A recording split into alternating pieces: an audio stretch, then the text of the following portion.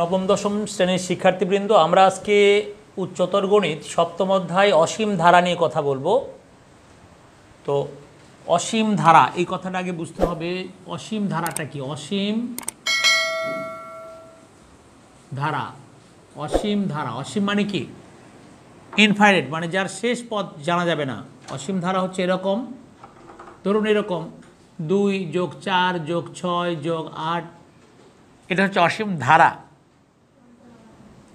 আবার এই যে ধারা আমরা বললাম, এর শেষ পদটা জানা নেই। আমরা জেনারেল ম্যাথেও দুটো ধারা করিয়েছি আপনাদেরকে, সমান্তর ধারা, গুণোত্তর ধারা, তার শেষ পদগুলো জানা ছিল। আর এবার আমাদের শেষ পদ জানি না, ডট ডট ডট চলছে। শেষ কে জানেন? যিনি আমাদের সৃষ্টি করেছেন উনি জানেন এর শেষে কি হবে, আমরা জানি না। It is out of our imagination, আমাদের চিন্তার বাইরে। তো ঠিক আছে, আমরা এটা তাহলে বুঝলাম যে লাস্ট পদ জানা থাকবে না, এটা অসীম ধারা। আর যদি আমরা এটাকে এইভাবে প্রকাশ করি 2, 4, 6, 8, এটাকে বলা হয় অনুক্রম। তাহলে সহজ কথায় অনুক্রম আর ধারার মধ্যে পার্থক্য যেটা, যে অনুক্রমের পাশাপাশি দুটি পদ, যেমন ধরুন 4, এর চেয়ে যেমন 2 বড়, আবার ওর চেয়ে 2 ছোট, বা 2 2 করে বাড়ছে। তো এরকম যদি মাঝখানে আমরা কমা চিহ্ন বসিয়ে দিই শিক্ষার্থী বন্ধু, তখন আমরা বলে ফেলি এটা অনুক্রম। আর যখন যোগ চিহ্ন দিই তখন আমরা বলি ধারা।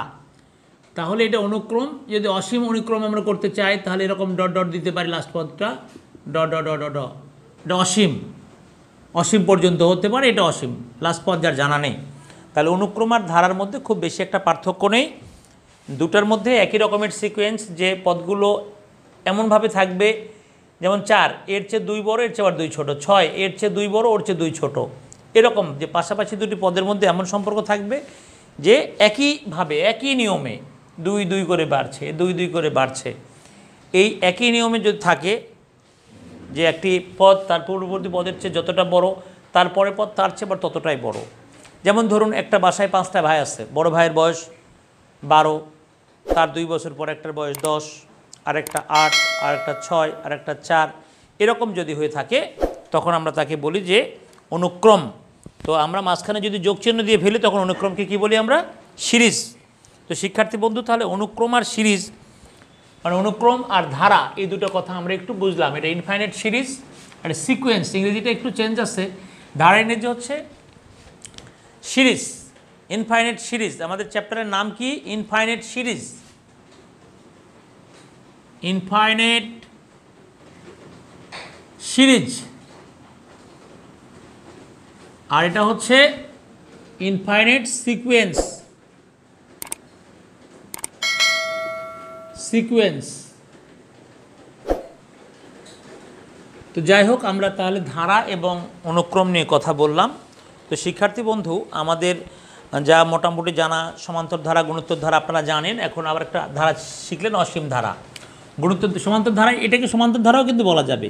পার্থক্যটা কোথায়? যে শেষ পদ শুধু জানা নেই। আর গুণোত্তর ধারাটা কীরকম? গুণোত্তর ধারাটা এরকমের 2 4, ধরেন ধারা যখন 2 4 8 16 32, এরা হচ্ছে গুণোত্তর ধারা। যদি লাস্ট পদ জানা জানা থাকে এটা গুণোত্তর ধারা। ধরুন আমি এরকম করতে করতে প্লাস হয়তো এরকম 32 64 128 256 ধরে পড়ব, এই যে লাস্ট পদ জানা আছে, তাহলে এটা গুণোত্তর ধারা। আর এখানে যখন লাস্ট পদটা আমরা দিব না তখন এটা কিন্তু অসীম। গুণোত্তর ধারায় তখন আমরা বলবো অসীম গুণোত্তর ধারা, যার সীমা নেই, শেষ পদটা আমাদের জানা নেই। আমরা বলেছি যে শেষ পদ আমরা জানি না, আমাদের যিনি সৃষ্টি করেছেন শেষ পদ কোথায়, এরপরের অংশ আমরা জানি না। তো শিক্ষার্থী বন্ধু, তাহলে আমরা দুটো নিয়ে আলোচনা করলাম। এখন আমরা অনুশীলনের সকল সমস্যাগুলোর সমাধান দিতে চাই, একদম বহু নির্বাচনী থেকে শুরু করে শেষ পর্যন্ত। তাহলে কি হবে? চ্যাপ্টারটা সম্বন্ধে একটা সম্যক ধারণা আসবে, একটা চমৎকার ধারণা আসবে, যে ধারণা আপনাকে অনেক দূর এগিয়ে নিয়ে যাবে। তা আসুন আমরা সেরকম কিছু কাজ শিখি। যেমন ধরুন 1 নাম্বার একটা অঙ্ক, প্রথম অঙ্কটা যেটা আমাদের 1 কি বলেছে এখানে, এরকম একটা হিসাব দেওয়া আছে যে 1 3 5 7 ড ড ড ড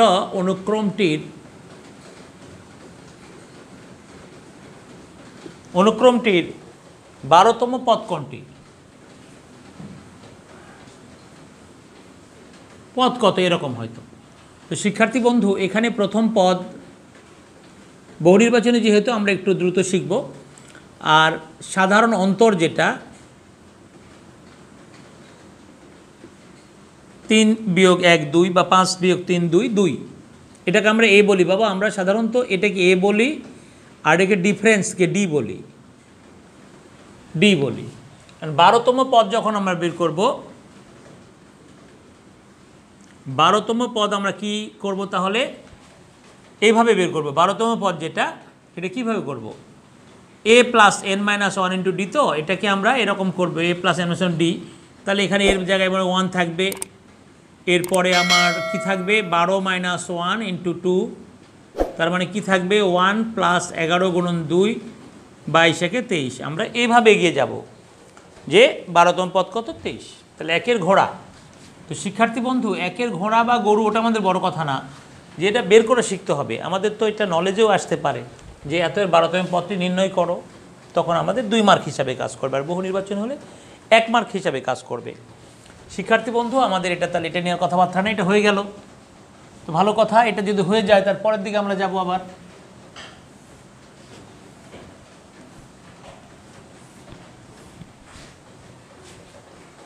পরবর্তীতে আমরা যাব, অসুবিধার কিছু নেই। এখন আমাদের দ্বিতীয় যে অঙ্কটা বলেছে যে কোনো একটি অনুক্রমের এনতম পদ দেওয়া আছে, তৃতীয় পদ বের করতে বলেছে। তাহলে এনতম পদ দেওয়া আছে, এনতম পদ বলে দিয়েছে এরকম। কি বলেছে দেখেন, এনতম পদ বলা আছে 1 divided by n into n plus 1। তো খুবই সহজ, এটা এনতম পদ বলেছে। তো তৃতীয় পদ কত? তো তৃতীয় পদ কি হবে 1 3 ইন্টু 3 প্লাস 1, 1 3 ইন্টু 4, 1/12। 1/12 আমরা পেলাম, এটা হচ্ছে এনতম পদ। এটা হচ্ছে গরু, 2 এর গরু, তাহলে 2 এর হচ্ছে গ, আর একেরটা পেয়েছিলাম ঘ। এবার 3-এ চলে গেলাম। 3, কোনো একটি অনুক্রমের এনতম পদ এত হলে আরেকটি অন্তম দেওয়া আছে এরকম, এনতম পদ এরকম। তো আমরা প্রতিটাই শেখাতে চাই, প্রতিটার মধ্যে যদি একটু এডুকেশান আপনারা পেয়ে যান, একটু একটু করে অনেক সিদ্ধান্ত আপনি নিতে পারবেন। সো আসুন, আর এই চ্যাপ্টারগুলো যে আমাদের সাজানো হয় ওইরকমভাবেই, কিন্তু যে কোনোটা বাদ দিয়ে না, যেটা শিখবেন একদম আদ্য প্রান্ত, ফার্স্ট টু লাস্ট শিখবেন। বহু নির্বাচনে শিখবেন, সমস্যা সমাধানও শিখবেন, সৃজনশীলও শিখবেন, সব শিখবেন। তো 20তম পদ আমাদের বলছে 20তম পদ কত? তো শিক্ষার্থীবৃন্দ 20তম পদ এটা 1 মাইনাস, এখানে -1-এর উপরে 20 আমরা দিব 2, এবার 1। শিক্ষার্থী বন্ধু -1-এর উপরে যদি জোর পাওয়ার হয়, যেমন 2, তাহলে -1 প্লাস, 4 হলেও প্লাস। এরকমভাবে আমরা যদি দেখি যে জোর পাওয়ার, তাহলে এটা হচ্ছে কি -1 এর উপর 2 যদি হয়, আগে সেটাই বোঝেন, -1 ইন্টু -1 কী হয় +1। তো শিক্ষার্থী বন্ধু এরকম জোর 2 4 6 8 10 20 এগুলো যদি থাকে তাহলে এটা প্লাস হবে। তো এই মাইনাস তো আগে থেকেই হাজির, 0/2 = 0। তো শিক্ষার্থী বন্ধু আমরা দেখুন কি শিখলাম, যে মাইনাসের উপরে যদি জোর পাওয়ার থাকে, আপনাকে যদি কেউ বলে -1-এর উপর 20 কী হবে, আপনি অবশ্যই বলবেন +1। যদি বলেন -1-এর উপরে 19 বিজোড়, তাহলে বিয়োগ। বিতে বিয়োগ, আমি ছোটোবেলা এভাবে মনে রাখতাম, বিজোড় তাহলে বিয়োগ, বিতে বি, বি বি বিজোড় বিয়োগ, এভাবে বিতে বি, বিজোড় থেকে বিয়োগ, আমরা এইভাবে মনে রাখতাম। তো আপনি সেই কৌশল অ্যাডাপ্ট করতে পারেন, কোনো সমস্যা নেই। শিক্ষার্থী বন্ধু আপনি যে কোনো কৌশল অ্যাডাপ্ট করেন, আপনাকে সঠিক একটা এডুকেশান অর্জন করতে হবে। কিছু কৌশল আমরা বলে দিব, হয়তো আপনাদের জন্য মঙ্গল হবে। উত্তর কোনটা ওটা বড় কথা না, উত্তরটা কীভাবে সেটা বড় কথা। এবার কোনো একটি অনুক্রমের এনতম পদ, এবার বলেছে এনতম পদ এরকম, এনতম পদ UN ইকুয়াল টু বলা আছে 1/n, 1/n, এবং UN লেস দ্যান 10⁻⁻⁴। আচ্ছা, n এর মান হবে কোনটি? n এর মান কোনটি হবে?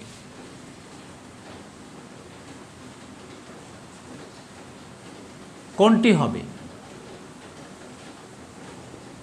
আচ্ছা, এখন আমরা ইউএন এর মান পেয়েছি, এর চেয়ে ছোটোগুলো মানে এটাই বড়, এর চেয়ে ছোটো, তাহলে বলছে যে এন এর মান কোনটি হবে। এন এর মান এখানে কি দেওয়া আছে আমাদের, এখানে বলা আছে এন এর মান কোনটি হবে। তাহলে এটা আমরা একটু দেখি যে ইউএন এর মান কী আছে এর চেয়ে ছোট, তাহলে এন এর মানটা কি হবে। তো ইউএন এর মান আমাদের এটার চেয়ে ছোট বলেছে, এর চেয়ে ছোট একটা মান বলেছে আমাদের, বলেছে যে এর চেয়ে ছোট একটা মান, তাহলে এন এর মান কি হবে। তাহলে এন ইকুয়াল টু কী হতে পারে, এন ইকুয়াল টু 1/UN আমরা এরকম লিখলাম। আচ্ছা, এখন এর চেয়ে ছোট বলেছে, তো এর চেয়ে যদি ছোট হয় তাহলে এন এর মানটা কী হবে। এন এর মান সেক্ষেত্রে আমরা যদি এর চেয়ে ছোট যে কোনো মান, ধরুন হয়তো 10⁻⁵ এরকম যদি হয়, তাহলে এর যদি 10⁻⁵ বসায়, তাহলে উপরে যে +5 তখন ওটার মানটা বড় আসবে, এটা হবে। সুতরাং এন এর মান রিভার্স আসবে। মানে রিভার্স মানে কি, কথাটা কি এরকম যে আমাদের বলেছে ইউএন এর মান 10⁻⁴ এর চেয়ে ছোট, তাহলে এন এর মানটা কি আসবে, আমরা সেই ধারাবাহিকতা যদি হিসাব করে দেখি তাহলে আসবে আমাদের এর চেয়ে বড় মানটা আসবে। আমরা কিভাবে দেখাবো দেখুন, আমরা দেখাই। কতে কি বলেছে উত্তরে, কতে আমাদের বলেছে 10⁻³ চেয়ে ছোট আসবে। কেমন করে আমরা একটু দেখাই আপনাদের যে কিভাবে জিনিসটা আসে। আমরা এরকমভাবে দেখাতে পারি যে ইউএন তো এটা আমরা পেলাম, ইউএন ইকুয়াল টু 1/n ওরা বলে দিয়েছে, তাহলে আমরা এই ইকুয়েশনটা এইভাবে পেলাম, ইউএন 1/n এইটুকুন আমরা নিয়েছি। এরপরে আবার আরেকটি কথা বলা আছে যে ইউএন লেস দ্যান 10⁻⁴। আচ্ছা, এটাকে যদি আমরা রিভার্স করি, রিভার্স মানে যদি বিপরীত করি, তাহলে আমরা কি পাবো, এটাকে থেকে আমরা এইভাবে লিখতে পারি, বা ইউএন এরকম 10⁻⁴, আমরা এটা বসায় দিতে পারি।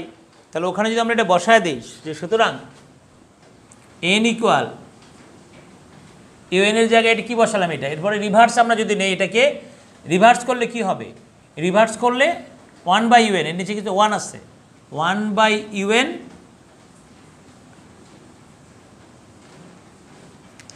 গ্রেটার দেন, তো 1/UN মানে 10। শিক্ষার্থী বন্ধু, অনেকগুলো কিন্তু কৌশল আছে এখানে। আমরা ইউএন সমান 1/n, এন এর মান 1/UN, এন এর মান কোনটি হবে। তো আমরা এখন দেখলাম আমাদের ইউএন সমান 10⁻⁴, তাহলে ইউএন এর নিচে কিছু না, একটা 1 আসছে। এরপরে যখন আমরা রিভার্স করব, রিভার্স করলে কেন এই ডিরেকশানটা চেঞ্জ হয় ওটা একটু বোঝানোর আছে। যেমন ধরুন আপনাদের এই কথাটা সত্য, 7 > 6, এখন আমি যদি রিভার্স করি, রিভার্স করলে কী হবে, 1/7 > 1/6, না এটা মিথ্যে। তো শিক্ষার্থী বন্ধু, তাহলে আমাদের কথাটা কি, যদি আমরা রিভার্স করি, আমাদের প্রয়োজনে রিভার্স করব, অবশ্যই এই চিহ্নটা ঘুরিয়ে দিব, এই।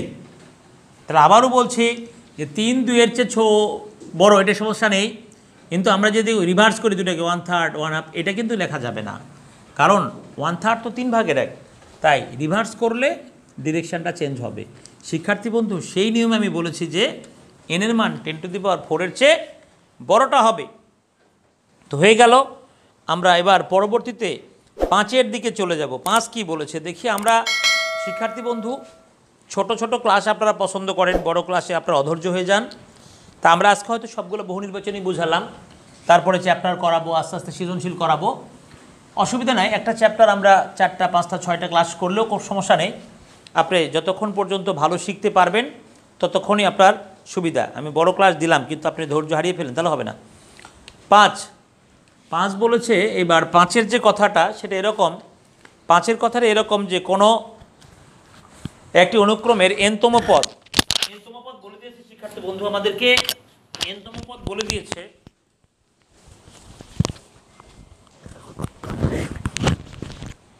আমাদের n-তম পদ বলে দিয়েছে এখানে ইউএন এরকম,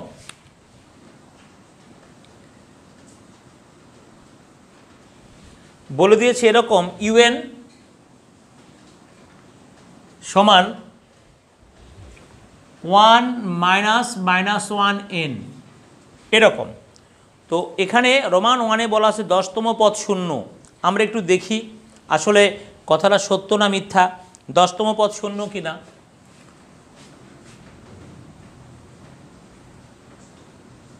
সুতরাং 10তম পদ 1 - 1-এর উপর 10 দিলাম, 1 মাইনাস এখান থেকে 1 শূন্য, শূন্য আসলো শেষ এটা। এরপরে 15তম পদ,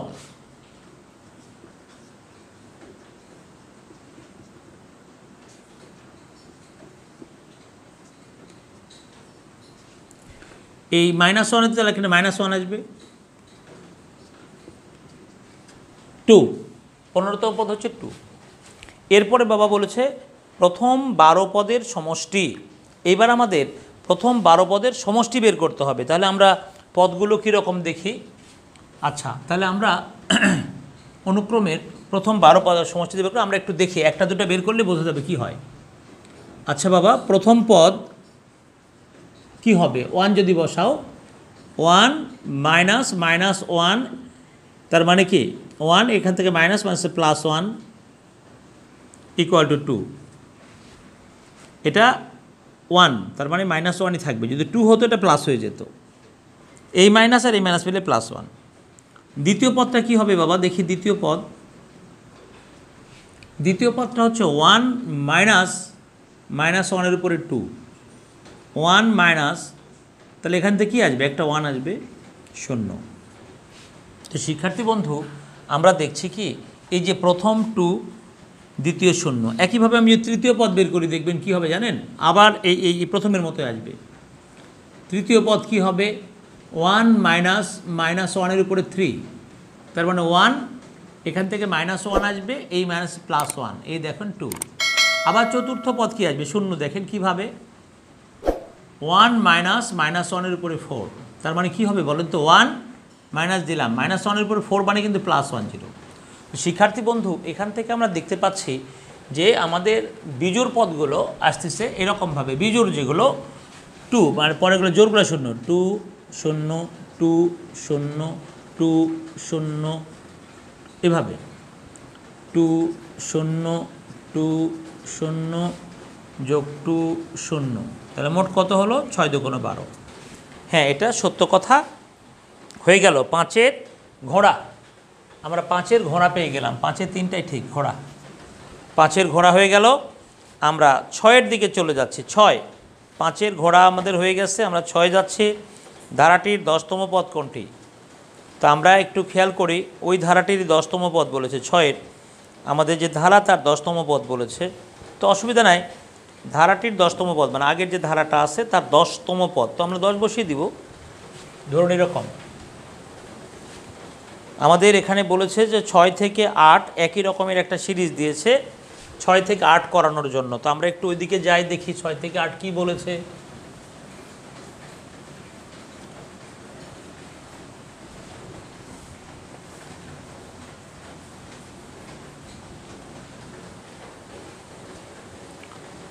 ছয় থেকে 8, আচ্ছা আমাদের ধারাটা এরকম দিয়েছে 4 যোগ 4/3 যোগ 4/9, এরকমভাবে চলছে। 4/9 যোগ এরকম চলছে। আচ্ছা, ভালো কথা। ধারাটির 10তম পদ কত? তাহলে আমাদের 10তম পদ বের করতে গেলে একটু চিন্তা করতে হবে যে কি আমাদের, দেখি এটা কোন ধরনের ধারা। তাহলে দ্বিতীয় পদ, এখানে দ্বিতীয় পদ ভাগ প্রথম পদ সমান 4 / 4/3, 4 ভাগের জায়গায় গুণ দিলে 3/4,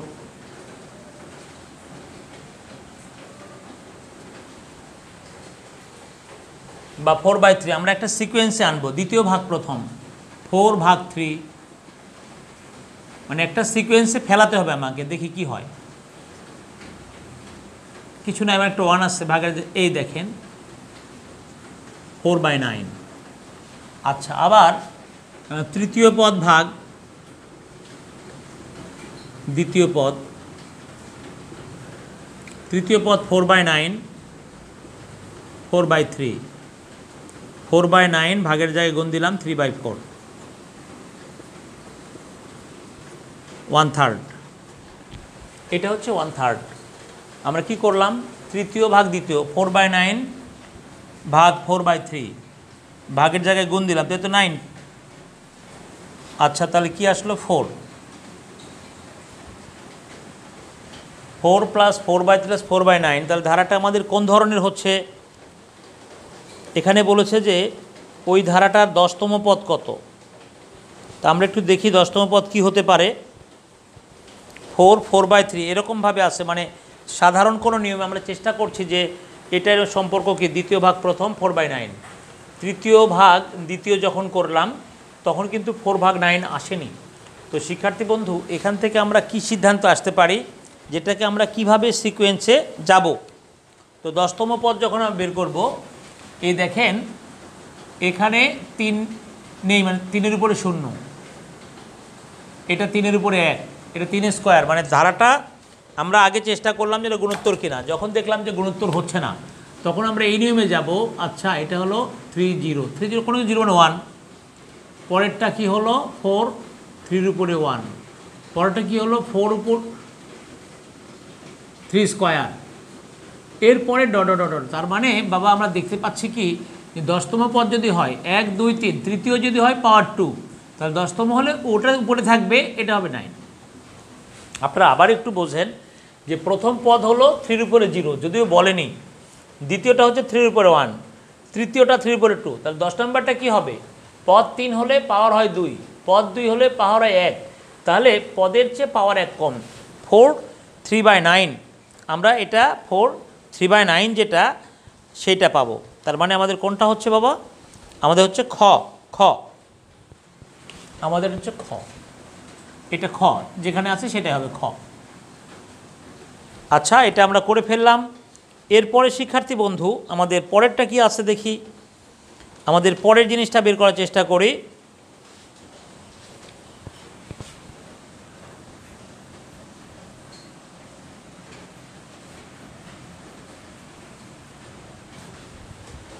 আমরা এবারের পরেরটা বের করার চেষ্টা করছি, সেটা কিভাবে করি দেখি আমরা।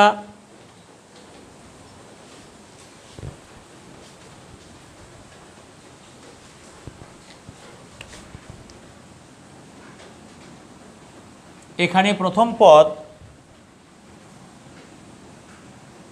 a = 4, আর সাধারণ অনুপাত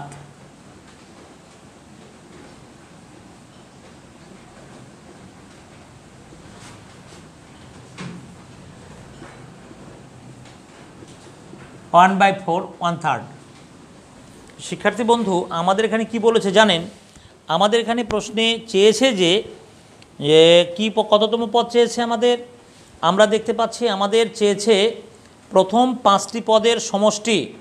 আমাদের 7 নম্বরে বলেছে প্রথম 5টি পদের সমষ্টি, তাহলে সেক্ষেত্রে আমরা ওই সমষ্টির দিকে চেষ্টা করব, প্রথম 5টি পদের, 7-এর ওই সিরিজে প্রথম 5টি পদের সমষ্টি। তাহলে আমরা প্রথম 5টি সমষ্টি করতে কি পারি দেখি। ধরুন এটার পরেরটা কি হবে, 4/3³, পরেরটা কি হবে 4/3⁴।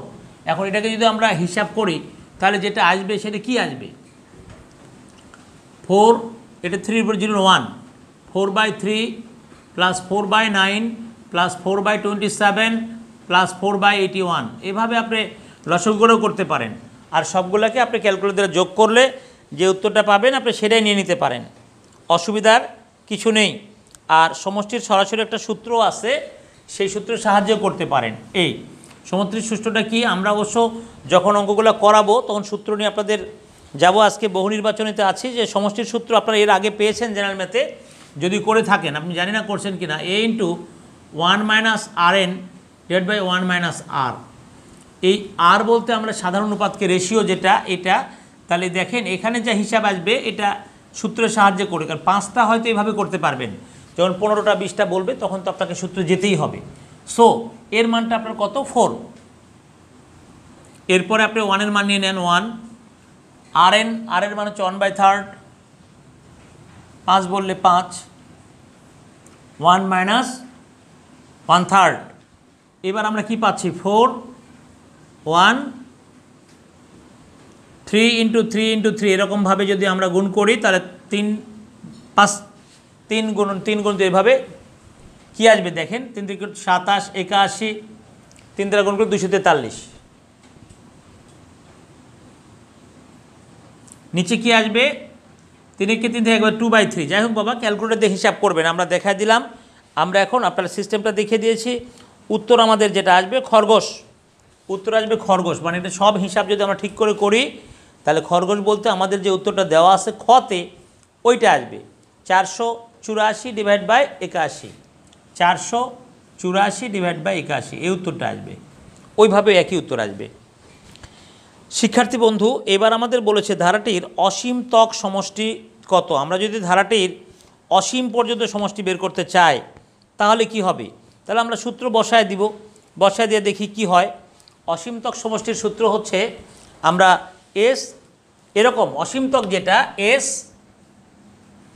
এ ডিভাইড বাই 1 মাইনাস আর এটা হচ্ছে অসীম ত্বক সমষ্টি অসীম পর্যন্ত যাওয়ার পর যে সমষ্টি তো শিক্ষার্থী বন্ধু এটা কি আসবে এর মান তো আমরা জানি কি জানি প্রথম পদ 4 এর মান হচ্ছে 4 আর 1 মাইনাস আর এর মানটা কত এসেছে 1/3 এটাই কিন্তু আর সাধারণ অনুপাত রেশিও 1/3 তাহলে আমরা যদি লসাগু করি 4 3 কে 3 মাইনাস 1 4 2/3 এরপরে কী হবে 4/1 গুণ দিলাম উপরে 3 নিচে 2 শিক্ষার্থী বন্ধু কি হলো 3 দুগুণ 6 আমরা এইভাবে 6 পেয়ে গেলাম ব্যাস আমরা 6 পেয়ে যাব কিন্তু ভয় পেয়ে যাব না এটা মনে রাখবো যে আমরা 6 পাবো কিন্তু ভয় পাবো না তো শিক্ষার্থী বন্ধু আমরা আর কিছু দূর গেলে আমাদের আজকের বহু নির্বাচনে হয়ে যাবে তো আমরা এবার পরবর্তীতে যাচ্ছি 9 নম্বরে প্রদত্ত অনুক্রমের 10তম 15তম ও 8তম পদ নির্ণয় করো এগুলো খুব সহজ জিনিস